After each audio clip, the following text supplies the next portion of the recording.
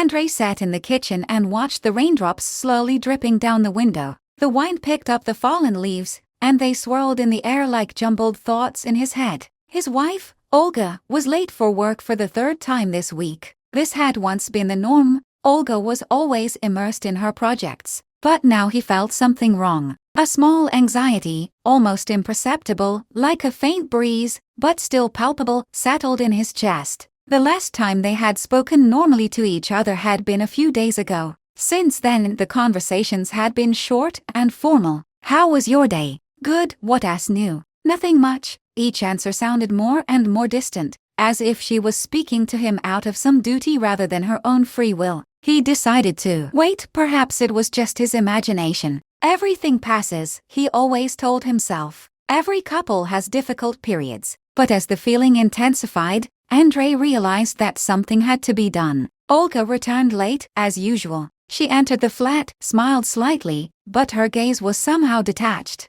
Andrei noticed that she went straight to the shower, not even kissing him on the doorstep, as it was before. He sat in the armchair, listening to the sounds of the water running in the bathtub, and felt his heart beating faster. Something had changed. He couldn't ignore it anymore. "How was your day?" he asked when she came out of the bathroom. "Fine," Olga answered briefly, sinking down on the bed and taking the phone with her. Andrei watched her, but didn't he know how to start a conversation? It seemed that an invisible wall had grown between them, impossible to penetrate. They had always trusted each other, and Andrei was proud of their ability to talk openly, but now that trust seemed fragile, ready to shatter. Olga had become more secretive. She often left the room when she was on the phone, stayed late after work unannounced, and increasingly found excuses to avoid the time they spent together. Every time Andrei tried to ask what was going on, she dodged or changed the subject. After a few days, Andrei felt cornered. His suspicions began to grow into a certainty that something was wrong. He began to notice little things: the changed smell of her perfume,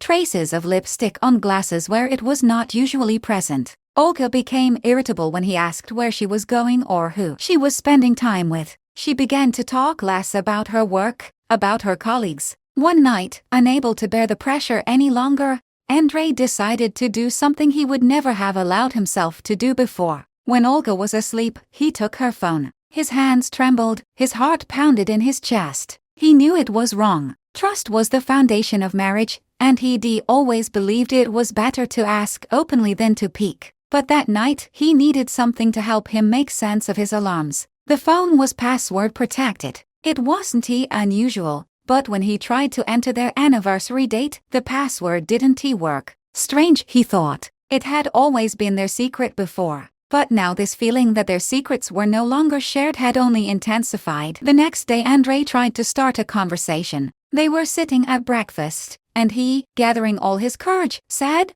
"Olga, it seems to me that something has changed between us. You are distancing yourself from me. What's going on?" She froze for a moment, but then shook her head and smiled as if it was a ridiculous question. "Andrei, everything is normal. You think too much. It's just that work is really hard right now, a lot of projects. I am a little tired, that's all." But his anxiety didn't disappear. That smile didn't seem genuine anymore. It looked strained, like a mask she wore to hide something deeper. Another week passed. Andrei couldn't sleep, couldn't concentrate on work. He knew it wasn't just his fantasies. One evening, when Olga was late again, he decided to talk to her friend, Marina. She had known Olga since childhood and often visited them. They met at a cafe. Andrei was nervous, not knowing how to start this conversation. He felt awkward. Men rarely turned to others for advice in such situations, but he knew that if anyone could give him an answer,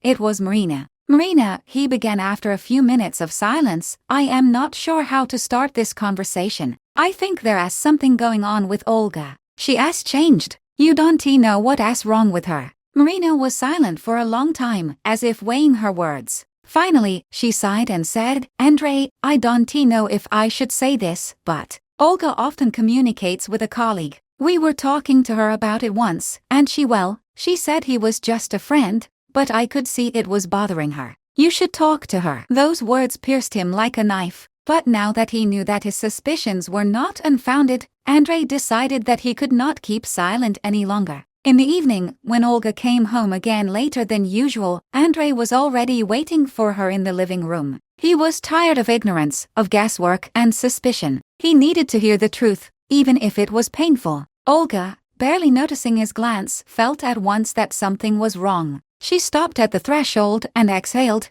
trying to relax, but her hands treacherously trembled. "We need to talk," Andrei said quietly. "What's wrong?" Olga asked cautiously, but there was a shadow of worry in her voice. "You know what's wrong. I have long felt that something has changed between us. You've become different. And I don't know how to say it, but I feel that you're drifting away from me for a reason." Olga tried to look away, but couldn't. She sat down on the sofa, next to Andrei, folded her hands in her lap, and for several long seconds silence hung in the air. "Andrei," she began, but her voice trembled. "You're right. Really is different. But it's not what you think." He looked at her carefully, unable to speak, because every word she said hurt his heart. "It's hard for me to admit it," Olga continued, trying not to meet his gaze, "but I let myself get too much involved with one person. It wasn't serious, it wasn't like our marriage with you. But I realize I crossed the line and it's not fair to you." Andrei was silent, his breathing becoming heavy. He had expected the worst, but what he heard was still a blow. He felt that the ground was slipping away from under his feet, that his confidence that he and Olga would always be able to overcome everything together had crumbled to dust. "Did you cheat on me?" he asked, trying to keep calm, although everything was burning in his chest. "No," Olga shook her head. "It wasn't cheating in the way you might think, but I became too close to him emotionally. We talked a lot, shared problems, and it went further than it should have." Her confession left Andrew at a loss. He didn't know how to handle it. On the one hand, he was glad there was no physical cheating, but on the other hand, being emotionally intimate with another man hurt him just as much. "Why didn't you tell me sooner?" he asked, sadness and disappointment in his voice. "Why didn't you come to me when you felt something was going wrong?" Olga sighed and closed her eyes for a moment, as if she wanted to shut out your emotions. "I didn't mean to hurt you. And to be honest, I didn't even want to admit to myself that I'd done anything wrong. At first I thought it was just friendship, but then I realized I was starting to drift away from you, and I got scared. I didn't know how to stop it, and every time I thought it would go away, it kept happening again." The next few days were filled with heavy silence. Olga tried to bring back the usual rhythm of life, but every action she took seemed strained, artificial. Andrei left for work earlier than usual and returned later. They avoided each other, although they lived under the same roof. Andrei asked himself the same questions every night. How could this happen? How did they, once such a strong couple, reach this point? And what to do next? One evening, a week after the frank conversation, Andrei sat in his office and began to write a letter to Olga. He knew he wouldn't be able to put all his feelings into words in a conversation, so he decided that a letter would help him organize his thoughts. "Olga, I have been thinking for a long time about what happened. It pains me to admit it, but I realize that you are not the only one to blame for the distance between us. I too have been busy with work, problems. We both stopped taking time for our marriage. We stopped talking to each other the way we used to. I want you to know that I don't hold a grudge against you. But we need to work on this together if we want to rebuild what we had.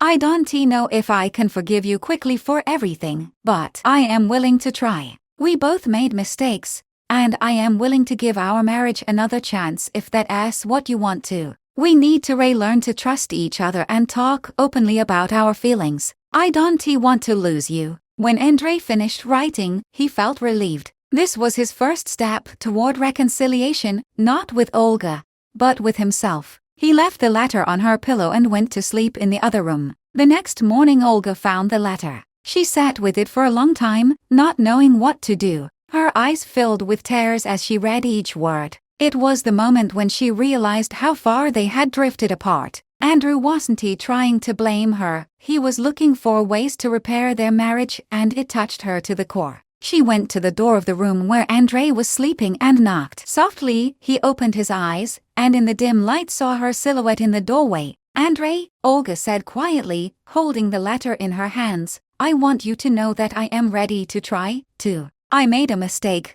but I love you and I am ready to do everything to make it up to you. Andrew sat on the bed, feeling mixed emotions, pain, relief, hope. They looked at each other for a long time, and in that look there was a promise, not that everything would be easy, but that they were ready to fight for their future together. And so began a new phase of their lives, not perfect, not without difficulties, but with a mutual desire to right wrongs and move forward. Every day they learned to be honest with each other, to build trust from scratch. They had a long way to go, but they both knew they were not ready to give up.